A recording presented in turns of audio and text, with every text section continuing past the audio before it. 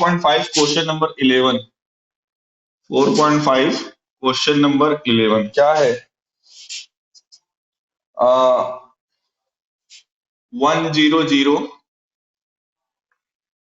इधर भी 00, cos alpha sine alpha, cos alpha sine alpha, sine alpha minus cos alpha, sine alpha minus cos alpha. बोला जा रहा है कि अगर इसका इनवर्स एग्जिस्ट करता है, अगर इस मैट्रिक्स का इनवर्स एग्जिस्ट करता है तो उसको निकालिए आप। तो इनवर्स एग्जिस्ट करेगा या नहीं करेगा, उसके लिए हमको निकालना पड़ेगा इस मैट्रिक्स का डिटर्मिनेंट। तो जब बच्चों इस मैट्रिक्स का हम डिटर्मिनेंट निकालेंगे तो सबसे पहला स्टेप तो यही होता है, इसको डिटर्मिनेंट के फॉर्म में लिख लीजिए और इसको चाहे R1 चाहे C1 के रिस्पेक्ट में एक्सपेंड कर दीजिए। R1 या C1 के रिस्पेक्ट में क्या करिए, एक्सपेंड कर दीजिए। एक्सपेंड विथ रिस्पेक्ट टू, जैसे मान लो हम R1 के रिस्पेक्ट में कर रहे हैं तो 1 लेंगे बच्चों की हो जाएगा क्या, minus cos square alpha minus sine square alpha, और माइनस अगर आप कॉमन ले लीजिए तो ये हो जाएगा -1 बाहर हो जाएगा और अंदर आएगा बच्चों sine square alpha plus cos square alpha जिसकी वैल्यू 1 होती है। इसका मतलब डिटर्मिनेंट ऑफ ए आ गया -1 जो कि 0 के इक्वल नहीं है। तो अगर डिटर्मिनेंट ए नॉन जीरो आया तो उसका इनवर्स एग्जिस्ट करेगा कि नहीं करेगा, है ना? तो हमें यहाँ से ये क्लियर हो गया कि इस मैट्रिक्स का इनवर्स एग्जिस्ट करेगा और हमने निकाला डिटर्मिनेंट ऑफ ए -1 आया। इसका लास्ट में हम लोग यूज करेंगे। अब चलिए निकालते हैं क्या, एडजॉइंट। क्योंकि बच्चों इनवर्स निकालने का फार्मूला होता है adjoint of A upon determinant of A. तो डिटर्मिनेंट ऑफ ए पहले निकालते हैं, उससे चेक हो जाता है इनवर्स एग्जिस्ट करेगा भी या नहीं। अब हमारा काम है एडजॉइंट निकालना। एडजॉइंट निकालने के लिए सबसे पहले करेंगे क्या, कोफैक्टर्स ऑफ मैट्रिक्स ए। सबसे पहला स्टेप यही होता है। पहला स्टेप तो देखिए इनवर्स निकालना है, अगर बोर्ड के पेपर में भी आता है तो सबसे पहले जितना अभी तक हमने किया आप सबसे पहला स्टेप तो वही करोगे। अगर 5 नंबर का क्वेश्चन है तो 1 से 1.5 नंबर आपको इतने के मिलेंगे। क्या आप डिटर्मिनेंट निकालिए, उस डिटर्मिनेंट को दिखाइए कि वो नॉन जीरो है, इसका मतलब मैट्रिक्स इन्वर्टिबल है, उसका इनवर्स एग्जिस्ट करेगा। देन अगला स्टेप होता है write all the cofactors of A. बच्चों इस स्टेप के 2 नंबर मिलते हैं। जितने भी अगर आप कोफैक्टर्स लिख लोगे, सही लिख लोगे तो 2 नंबर इसके मिलेंगे। 1 से 1.5 होता है डिटरमिनेंट ऑफ ए का। तो चलिए कोफैक्टर्स लिखते हैं। कोफैक्टर्स लिखने का तरीका A11 equals to -1 to the power 1 + 1 करोगे तो 2। अब फिर वही चीज यहाँ चाहे आप M11 लिखो या डायरेक्टली आप सीधा उसकी वैल्यू लिख दो। क्योंकि होता क्या है, कोफैक्टर आपको याद होगा मैंने समझाया था, होता है Aij equals to -1 to the power I + j into में Mij। जहां पर Mij क्या होता है, Mij माइनर होता है। ठीक है, Mij क्या होता है, माइनर होता है। तो यहाँ पर भी अगर A11 लिखा तो इंटू में आप चाहे M11 लिखो या M11 निकालेंगे कैसे, वो फर्स्ट रो और फर्स्ट कॉलम को आप डिलीट कर दीजिए तो क्या बचेगा, यहाँ पर बचेगा cos alpha sine alpha, sine alpha cos alpha. और जब इसको आप सिंप्लीफाई करोगे, जब आप इसको बच्चों सिंप्लीफाई करोगे तो हाँ हाँ सॉरी माइनस कॉस अल्फा, जब आप इसको सिंप्लीफाई करोगे देखो तो क्या आएगा, ये हो जाएगा -1 का स्क्वायर जो हो जाएगा +1, -1 का स्क्वायर क्या हो जाएगा +1, और ये हो जाएगा क्या minus cos square alpha minus sine square alpha. आप माइनस कॉमन ले लो तो कुल मिला के ये -1 आ जाएगा कि नहीं।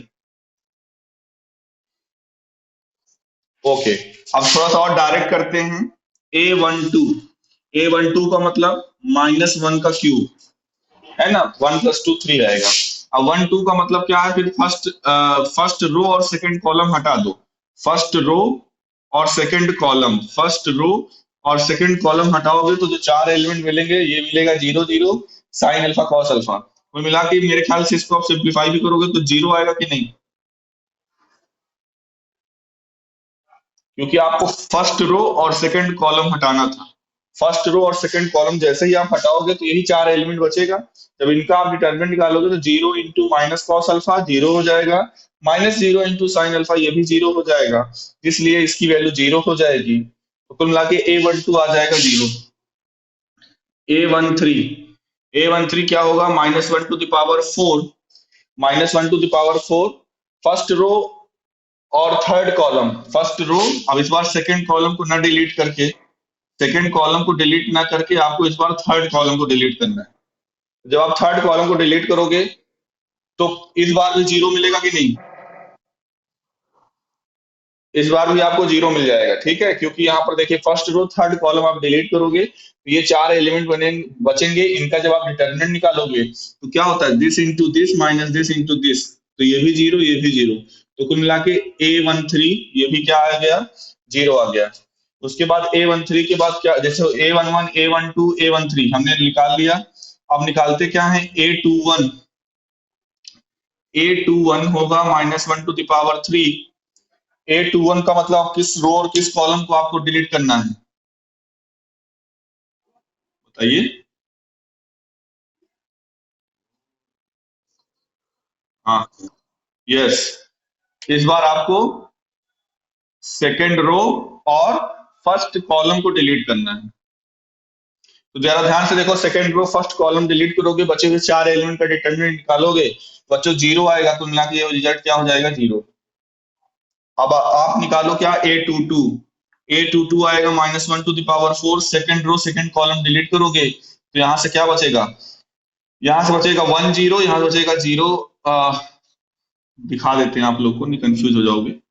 देखिए क्या डिलीट करना है, second row second column, second row तो ऑलरेडी है ही है, ये हो जाएगा सेकेंड कॉलम, इसको हटा दो, बचा क्या, 1 0 0 माइनस कॉस अल्फा, तो दिस इंटू दिस करोगे तो माइनस कॉस अल्फा आएगा और इधर वाला जीरो हो जाएगा, तो कुल मिला के ये आएगा माइनस कॉस अल्फा और -1 to the power 4 ये तो प्लस हो जाएगा, बचा क्या, माइनस कॉस अल्फा। ये समझ में आया कि नहीं, ओके। A22 हो गया।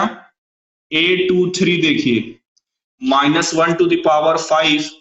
अब आप सेकेंड रो, इस बार थर्ड कॉलम को डिलीट करिए, थर्ड कॉलम को, बचा क्या आपके पास 1 0 0 साइन अल्फा, तो ये हो जाएगा 1 इंटू साइन अल्फा, मतलब साइन अल्फा -0, यानी ये हो जाएगा साइन अल्फा। अब ये है -1 to the power 5, तो ये आएगा minus sine alpha, minus sine alpha. कोई दिक्कत, हमने फर्स्ट रो और सेकेंड रो के कोफैक्टर्स लिख लिए, इसी तरह से थर्ड रो के कोफैक्टर लिख लेते हैं।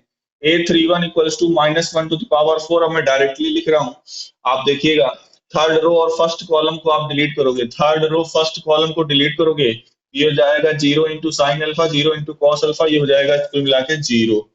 A32 आप निकालोगे तो हो जाएगा -1 to the power 5, third row और सेकंड कॉलम, थर्ड रो और सेकंड कॉलम को डिलीट करोगे तो 1 इंटू साइन अल्फा -0 यानी साइन अल्फा।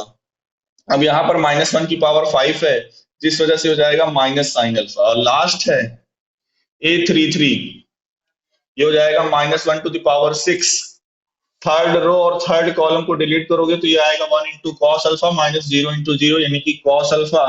अब ये पावर इवन है तो प्लस ही रहेगा, यानी ओवरऑल ये आ गया कॉस अल्फा। तो बच्चों हमने 9 को फैक्टर्स लिख दिए। हमने क्या किया, जो मैट्रिक्स ए गिवन थी उसके सारे कोफैक्टर्स लिख दिए। अब अगला स्टेप क्या है, matrix formed by cofactors of A. अगला स्टेप क्या लिखते हैं, matrix formed by cofactors of A, matrix formed by cofactors of A. तो देखिए, अब मान लीजिए है उस मैट्रिक्स का नाम हमने दे दिया बी, और बी में कौन सी मैट्रिक्स होगी, कोफैक्टर से बन, जैसे A11 क्या है -1, A12 A13 क्या है 0 0, A21 क्या है 0, A22 क्या है माइनस कॉस अल्फा, A23 क्या है minus sine alpha, A31 0, A32 minus sine alpha और A33 कॉस अल्फा। ये हुआ बच्चों matrix formed by cofactors of A. कोई दिक्कत यहां तक किसी को?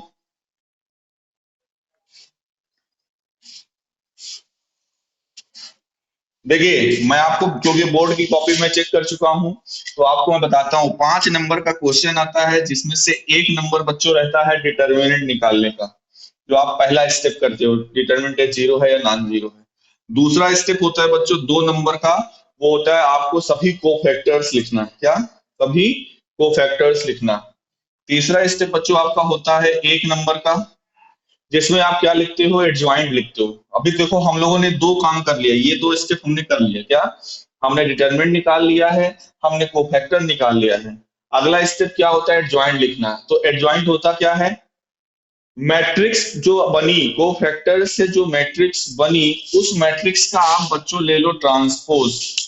कोफैक्टर से जो मैट्रिक्स बनी, यानी कि ये वाले मैट्रिक्स, अगर इसी मैट्रिक्स का हम लोग ले ले ट्रांसपोज, तो एडजॉइंट ऑफ ए कहने का मतलब क्या होगा? B transpose. मैट जो कोफैक्टर से बनी हुई मैट्रिक्स होती है उसका आप ट्रांसपोज ले लीजिए, वही मैट्रिक्स हो जाती है एडजॉइंट ऑफ गिवन मैट्रिक्स। जब ट्रांसपोज लेंगे तो -1 0 0 0 minus cos alpha minus sine alpha, 0 minus sine alpha cos alpha. बच्चों ये आ गया एडजॉइंट ऑफ ए। इतना आप कर लोगे, यानी इस स्टेप के ये दोनों स्टेप मिलाकर आपको मिलेगा 1 नंबर। तो यदि 3 नंबर आपको मैंने 4 नंबर बता दिया, 1 नंबर बचा, तो 1 नंबर होता है last step. Therefore A inverse होता क्या है? Adjoint of A upon determinant of A. अब आपको पता है डिटर्मिनेंट ऑफ ए हमने स्टार्टिंग में निकाल ही लिया है, जिसकी वैल्यू -1 है। तो -1 से अगर आप इस मैट्रिक्स को डिवाइड करोगे, देखो क्या आएगा? 1 0 0 0 cos alpha sine alpha, 0 sine alpha minus cos alpha. ये हो जाएगा ए इनवर्स।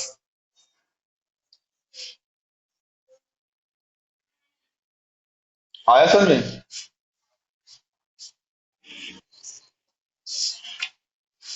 तो हाँ बोलो।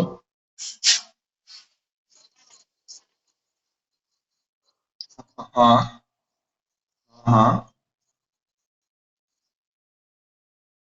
तो ये, अरे ये तो पर्टिकुलर, मतलब ये इस क्वेश्चन लेना है, ये जरूरी थोड़ी है कि हर एक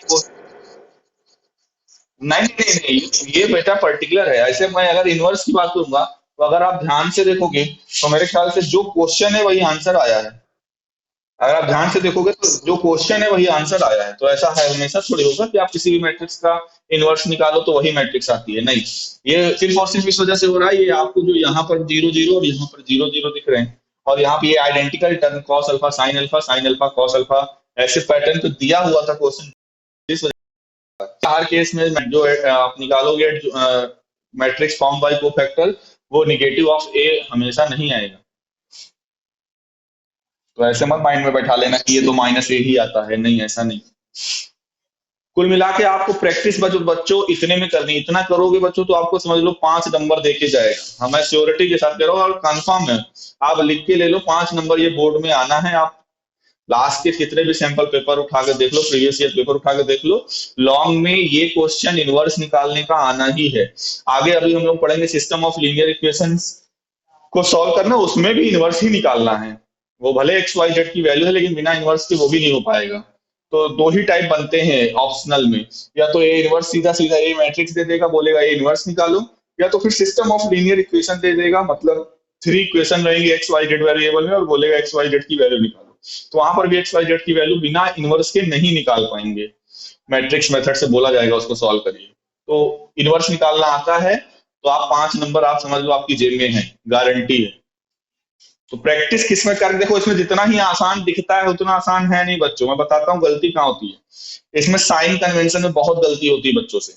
जब हम लोग ये कोफैक्टर निकाल रहे होते हैं, तो जो -1 to the power 1 + 1 या 1 + 2 ऐसे करके करते हैं, बहुत अच्छे अच्छे बच्चों से मैंने देखा है पेपर में वो साइन कन्वेंशन की गलती हो जाती है। अगर आपने कोफैक्टर ही सही नहीं लिखा, तो आपकी आगे की चीजें कहाँ से सही हो जाएंगी? तो सबसे आपको मतलब ध्यान किस में रखना है, को फैक्टर लिखते समय हम तो कहेंगे एक बार को फैक्टर, जब आप 9 को फैक्टर्स लिख लीजिए तो उसको एक बार रीचेक जरूर कर लीजिए, बहुत लगेगा आपका 30 सेकंड लगेगा, लेकिन उसको एक बार रीचेक जरूर करिएगा। पता चला आपने कोई को फैक्टर गलत लिख दिया या गलती से गलत हो गया, तो फिर आगे की, क्योंकि आगे जो भी चीज है बच्चों वो तो सिर्फ पैटर्न आपको अरेंज करना है, उसमें कुछ आपको दिमाग नहीं लगाना। मेन दिमाग आपको को फैक्टर में लगाना है कि नहीं, उसके अलावा बताइए कहाँ दिमाग आपने लगाया, कुछ किया क्या? आपने तो बस उसी एलिमेंट को सजा के रख दिया, है ना। तो ये होता है जब हम लोगों ने देखिए इनवर्स निकालने का दो मेथड पढ़ लिया है। एक मेथड हम लोगों ने पढ़ा है एलिमेंट्री ऑपरेशन मेथड, जो कि हम लोगों ने मैट्रिक्स में पढ़ा हुआ है, और दूसरा ये मेथड है जिसमें A inverse equals to adjoint of A upon determinant of A use करते हैं। मैंने जब वो एलिमेंट्री ऑपरेशन में पढ़ा रहा था तब भी बोला था कि जरूरी नहीं है कि आप एलिमेंट्री ऑपरेशन से ही करो, क्योंकि वो उससे बहुत रेयर ही बच्चे करते हैं।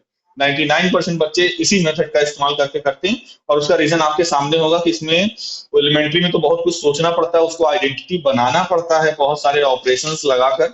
यहाँ पे एक पर्टिकुलर पैटर्न है, अगर हमने थोड़ा सा दिमाग लगाया, अगर हमने ये ध्यान रख लिया कि हमारा जो कैलकुलेशन है वो गलत ना हो, तो आप आराम से 5 नंबर इसमें से ले जाओगे। ठीक है।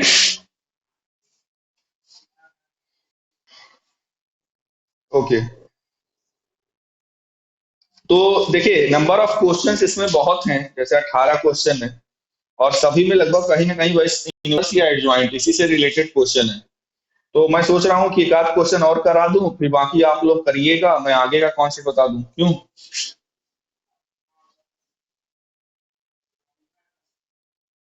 कौन सा बताएं, बताइए आप लोग बताइए, देख के जो आपको लग रहा हो कि सर ये वाला बता दीजिए।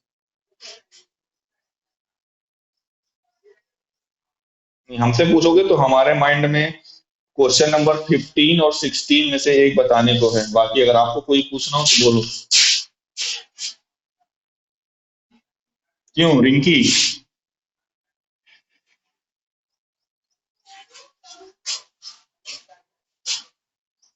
बोलो हर्षित। चलो, क्वेश्चन नंबर 15 बच्चों देखिएगा, हो सकता है थोड़ा सा लेंदी हो, क्योंकि इसमें इनवर्स तो निकालना है लेकिन उसके लिए एक रिलेशन भी दिया हुआ है। तो चलिए देखते हैं। यहाँ पर है क्या, यहाँ पर मेरे ख्याल से आपको बहुत ज्यादा कुछ खास नहीं करना पड़ेगा। देखिए है क्या, मैट्रिक्स ए दिया हुआ है, ए मैट्रिक्स है, इसके फर्स्ट रो में 1 1 1, सेकेंड रो में 1 2 -3, और थर्ड रो में है 2 -1 3। ये गिवन है बच्चों। So that a³ -6a² +5a +11i equals to 0। पहली बात तो यहाँ पर दो क्वेश्चन है। पहले तो आपको ये प्रूफ करना है ये जीरो के इक्वल है, एलएचएस आप लो तो ये जीरो आ जाए। उसके बाद आपको क्या फाइंड आउट करना है, हेंस फाइंड ए इनवर्स। तो फिर सेकंड क्वेश्चन क्या है, ए इनवर्स फाइंड आउट करना है। जरा ध्यान से देखिए, यहाँ पर हम एडजॉइंट निकाल के इनवर्स नहीं फाइंड आउट करेंगे, कर लोगे तो कोई दिक्कत नहीं है, लेकिन अगर वो करोगे तो बहुत लंबा चला जाएगा। पहले आपको इसको प्रूव करना, फिर एडजॉइंट को निकालना, इनवर्स निकालना, तो मतलब कुल मिला के आप ये कह सकते हो कि आपको फिर फीलिंग आएगी कि जैसे 5 नहीं 10 नंबर का क्वेश्चन आप कर रहे हो। इसी में से हम लोग इनवर्स निकालेंगे। पहले तो इसी को प्रूफ करें कि ये जीरो आएगा भी कि नहीं। चलो देखते हैं। यहाँ पर लिखा हुआ a³ a हमारे पास है, आई लिखा हुआ है बच्चे, इस आई का मतलब क्या है, आइडेंटिटी मैट्रिक्स जिसका ऑर्डर होगा 3 × 3। हमारा सबसे पहला काम है किसी भी तरीके से ये दोनों वैल्यू निकालने, क्या, a³ और a², क्योंकि हमें अभी इसको जीरो दिखाना है। वो जीरो कब आएगा, जब हम एलएचएस लेकर चलेंगे, सॉल्व करेंगे और आरएचएस आ जाएगा, यानी जीरो मैट्रिक्स आ जाए। तो a³ कैसे निकालेंगे, तो सबसे पहले बच्चों आप निकालिए a²। a² कैसे निकालेंगे, ये a है, इसी में मैं फिर से अगर a से मल्टीप्लाई कर दूं, यानी 1 1 1 1 2 -3 2 -1 3। जरा देखिएगा बच्चों, हो सकता है मुझसे भी गलती हो जाए, कई बार ऐसा होता है कि मैं मल्टीप्लाई कर रहा हूँ प्लस माइनस छोटी सी गलती हो जाए तो आगे पूरा गलत हो जाएगा। a² निकालने जा रहे हैं तो a² होगा a × a। ये a लिखा है, ये भी a है, मल्टीप्लाई करिए। फर्स्ट रो को उठाइए, फर्स्ट कॉलम में रखिए, तो आएगा 1 + 1 यानी 2 + 2 यानी कि 4। देखते जाइएगा, गलती होगी तो जरूर बताइएगा। अब फर्स्ट रो को हम सेकंड कॉलम में रखेंगे तो आएगा 1 + 2 यानी कि 3, 3 - 1 यानी कि 2। फिर फर्स्ट रो को उठाएंगे, थर्ड कॉलम में रखेंगे तो आएगा 1 - 3 + 3। -3 + 3 तो कैंसिल, बचेगा 1। फर्स्ट रो हमने सही मल्टीप्लाई किया। अब सेकंड रो को उठाइए, सेकंड रो को फर्स्ट कॉलम में रखेंगे तो ये हो जाएगा 1 + 2 यानी कि 3 -6 तो ये हो जाएगा -3। फिर सेकंड रो को सेकंड कॉलम में रखेंगे तो 1 + 4 यानी कि 5, 5 + 3 8। फिर थर्ड कॉलम में रखेंगे सेकंड रो को, सेकंड रो को थर्ड कॉलम में रखेंगे तो 1 - 6 - 9, 1 - 6 यानी कि -5 हुआ, और -9 यानी कि -14 हुआ। ओके। अब आते हैं थर्ड रो को, थर्ड रो को फर्स्ट कॉलम में रखेंगे तो क्या आएगा 2 - 1 यानी कि 1 बचा, +6 यानी कि हो जाएगा 7। फिर थर्ड रो को सेकंड कॉलम में जब आप रखोगे तो हो जाएगा 2 - 2, ये खत्म हो गया, यहाँ पर बचेगा -3। फिर आप थर्ड रो को थर्ड कॉलम में रखोगे तो 2 + 3 यानी कि 5, 5 + 9 यानी कि 14। ये समझ में आया? सही है। ओके। ए क्यूब, ए क्यूब क्या होता है? अगर इस ए स्क्वायर में हम फिर से बच्चों ए से मल्टीप्लाई कर दें, इस ए स्क्वायर, आप अगले स्टेप में करिएगा, मैं इसी में लिख के कर रहा हूँ, इसमें आप भी मत कर दीजिएगा, ये जैसे मैंने यहाँ पर किया या यहाँ पे कर रहा हूँ, आप उसके लिए अगले स्टेप का यूज करिएगा। तो A cube equals to A square into A की वैल्यू फिर वही 1 1 1, 1 2 -3, 2 -1 3। फिर से करना है मल्टीप्लाई, 4 2 1 का 1 1 2 में मल्टीप्लाई करिए, फर्स्ट रो का फर्स्ट कॉलम में, तो क्या आएगा 4 + 2 6 + 2 यानी कि 8। फिर सेकंड कॉलम में रखिए तो हो जाएगा 4 + 4 यानी कि 8, -1 यानी कि 7, हो जाएगा 4 - 6 + 3। 4 - 6 करेंगे तो -2 आएगा, -2 + 3 यानी कि हो जाएगा 1। फिर सेकेंड रो का फर्स्ट कॉलम में करेंगे तो -3 + 8 यानी कि आया 5, और 5 - 28 तो ये हो जाएगा -23। फिर आप क्या करोगे, इसको सेकेंड कॉलम में रखो तो -3 + 16, -3 + 16, -3 + 16 यानी कि हो जाएगा 13, 13 और +14 यानी कि हो जाएगा 27।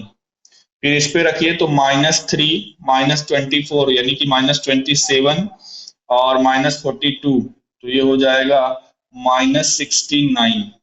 देखते जाइएगा बच्चों, हो सकता है कहीं गलत हो जाए, तो ये हो जाएगा लास्ट को जब मल्टीप्लाई करेंगे तो 7 - 3 यानी कि 4 + 28 यानी कि 32, ये हो जाएगा 7 - 6 यानी कि 1, -14 यानी कि -13। इधर रखेंगे तो 7 + 9 यानी कि 16 + 42 यानी कि 68, 16 + 42 यानी कि 58। जरा ध्यान से देखिए, ए क्यूब सही है,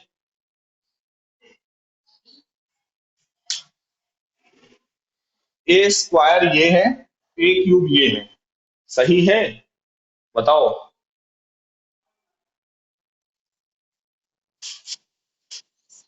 ओके।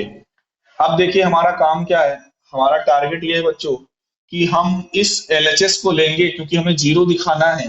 अब इस एलएचएस को लेंगे और सिंप्लीफाई करके जीरो लाने की कोशिश करेंगे। एलएचएस, एलएचएस हमारे पास है ए क्यूब -6a² +5a +11i। ए क्यूब हमारे पास बच्चों ये है, तो इसको आप रखिए, तो ये मैट्रिक्स को आप रखिए ए क्यूब की जगह पे, तो हो जाएगा कितना 871 -23 27 -69 32 -13 58, ये हो गया ए क्यूब माइनस, फिर क्या है बच्चों 6a², यानी जो ए स्क्वायर है इसमें आप 6 से मल्टीप्लाई कर दीजिए, अंदर मैं कर दे रहा हूं, तो ये हो जाएगा 6 4 जा 24, 6 2 जा 12, 6 1 जा 6, 6 3 जा 18, 6 8 जा 48, 14 6 जा कितना होता है 14 सिक्स जा 84, फिर हो जाएगा 7 सिक्स जा 42, 3 सिक्स जा 18, 14 सिक्स जा 84। ये हो गया क्या, ए cube minus 6a² plus 5a। अच्छा ए मैंने शायद रफ कर दिया है, बट आप लोग देख लीजिएगा, मैं डायरेक्टली 5 से मल्टीप्लाई करके लिख रहा हूँ। ए में जब 5 से मल्टीप्लाई करेंगे तो फर्स्ट रो हो जाएगी 5 5 5, सेकेंड रो हो जाएगी 5 10 -15, थर्ड रो हो जाएगी 10 -5 15, प्लस प्लस क्या बच्चों 11i, यानी आइडेंटिटी में आप 11 से मल्टीप्लाई करोगे तो 11 0 0 0 11 0 0 0 11। ये हमने बच्चों एलएचएस लिखा। अब बताइए यहां तक किसी को कोई प्रॉब्लम?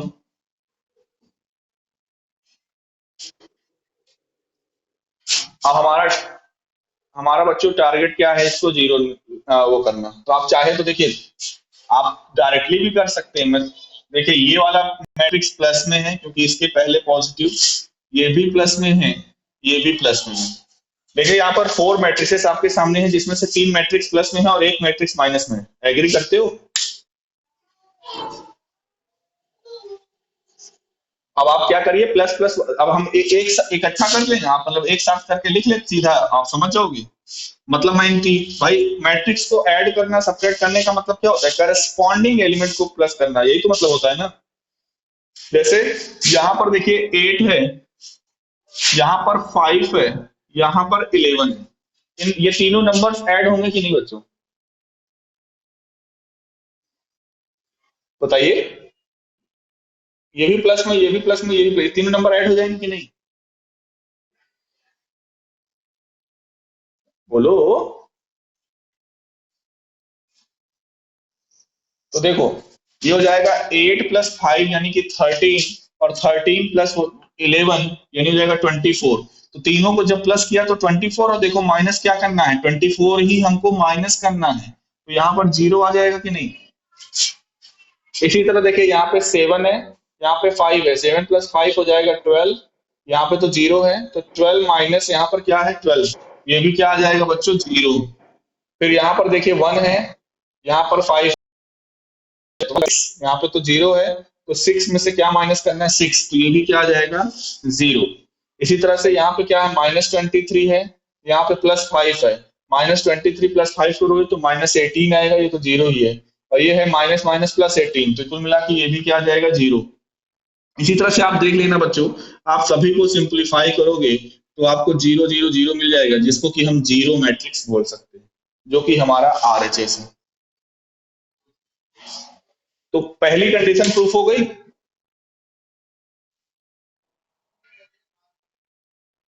क्यों, पहली कंडीशन प्रूफ हो गई, आया समझ सभी को? ओके। अब देखिए अब हमारा काम क्या था, उसी क्वेश्चन में आगे बोला जा रहा था कि आप इसको शो करिए दिस इक्वल्स टू जीरो, और आगे लिखा हुआ था हेंस फाइंड ए इनवर्स। आगे क्या लिखा हुआ था बच्चों, हेंस फाइंड ए इनवर्स। तो चलो देखते हैं, ए इनवर्स भी देख लेते हैं क्या होता है। इसको थोड़ा सा आप लिख लीजिए, क्या है था result, a³ -6a² +5a +11i equals to zero. ये हमारे पास अब रिजल्ट हो चुका है क्योंकि हमने प्रूफ कर लिया है। अब हमें यहां से इसकी हेल्प से हम ए इनवर्स निकालेंगे।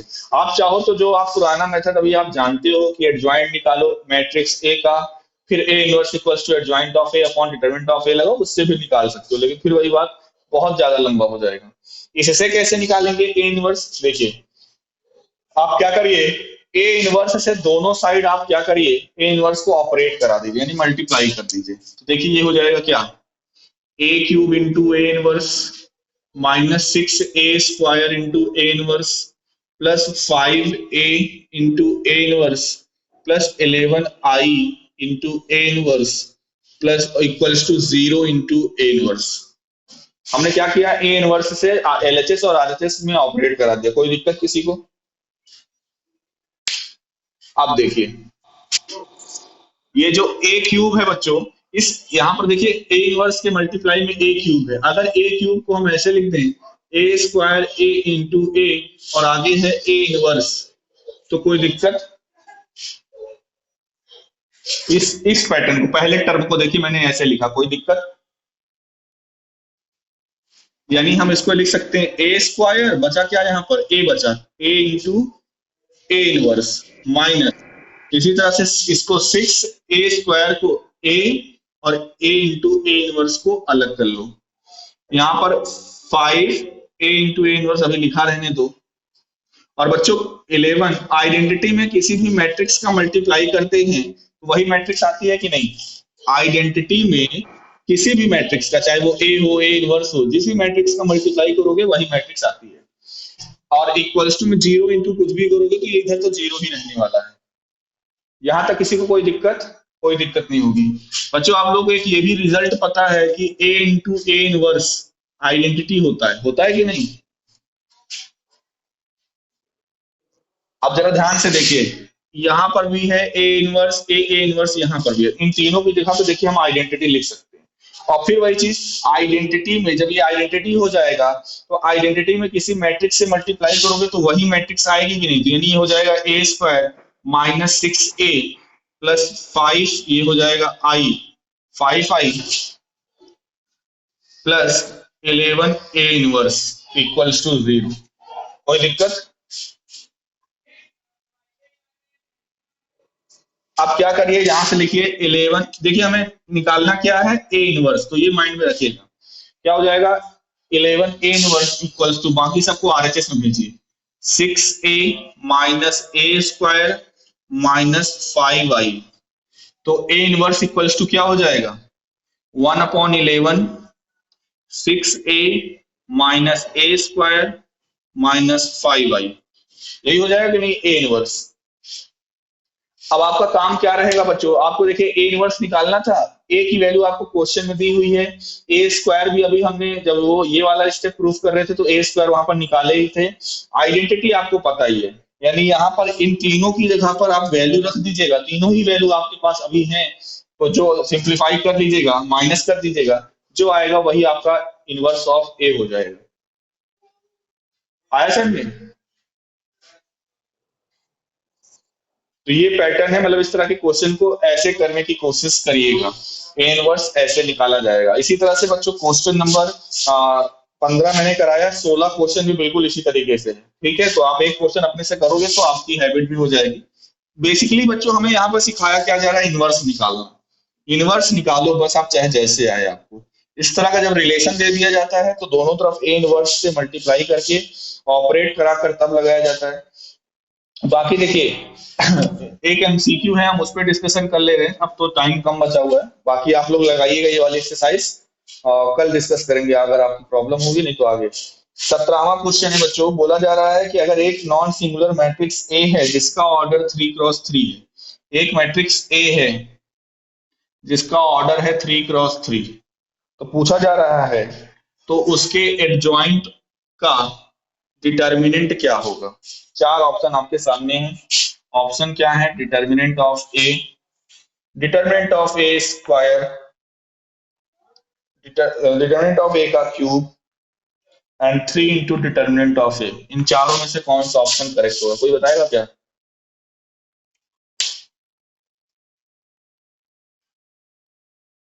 नॉन सिंगुलर मैट्रिक्स का मतलब यही होता है कि इनवर्स एग्जिस्ट करता है, यानी डिटर्मिनेंट ऑफ ए जो है नॉन, तो ए कोई नॉन सिंगुलर मैट्रिक्स है तो उसका एडजॉइंट निकालिए और उस एडजॉइंट का डिटर्मिनेंट निकालेंगे, तो इन चारों में से कौन सा ऑप्शन करेक्ट होगा, कोई बताएगा? कैसे? चलो आपने ये बोला, हाँ वेरी गुड, हमने आज स्टार्टिंग में भी उस फॉर्मूले को लिखा था और लास्ट लेक्चर में भी डिस्कस किया था, क्या? एडजॉइंट ऑफ ए का डिटर्मिनेंट का सीधा सीधा फॉर्मूला होता है determinant of A to the power n minus one, जहां पर n क्या होता है? Order of the matrix. n की वैल्यू यहाँ पर क्या है? 3 है, क्योंकि ये 3 ऑर्डर की मैट्रिक्स है, तो बस n की जगह पे 3 रख दोगे तो ये हो जाएगा डिटर्मिनेंट ऑफ ए का स्क्वायर, ठीक है?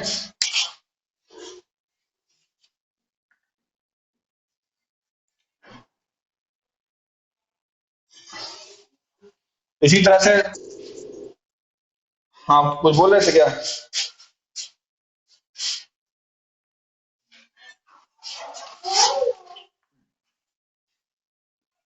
डिटर्मिनेंट ऑफ ए इनवर्स पूछा जा रहा था।